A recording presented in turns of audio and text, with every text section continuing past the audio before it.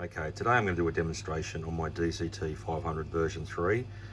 This is not too dissimilar to my previous versions. However, all of these testers now come with RPM and altitude compensation.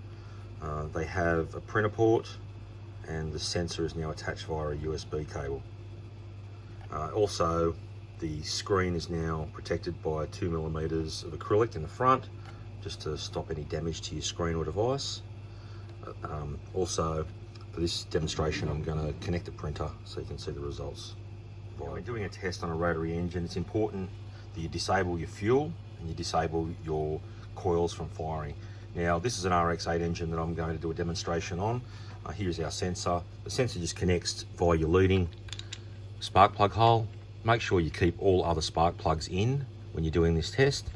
Obviously, if you pulled out the trailing spark plug when you're doing a test, you're going to get zero compression because it's going to have a leak via that open spark plug. The only time you would take out a spark plug on the opposite housing is if you've got low crank speed because your starter motor is not great. You could pull your leading out on the other side to allow it to crank faster.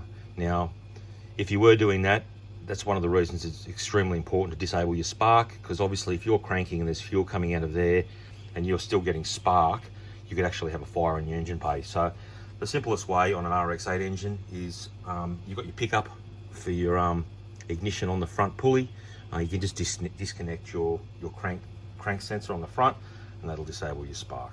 So to conduct this test, you'll need to plug in your printer if you've got that option.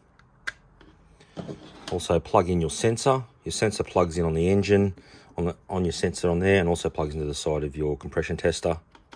Turn it on via the side button. Your tester will do a barometer scan just to make sure it's working. And then after a short time, it'll ask you to commence test.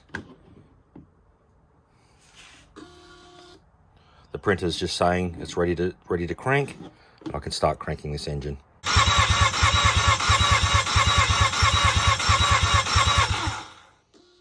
Okay, so the device comes up stop test, and then you'll have your results there on the screen.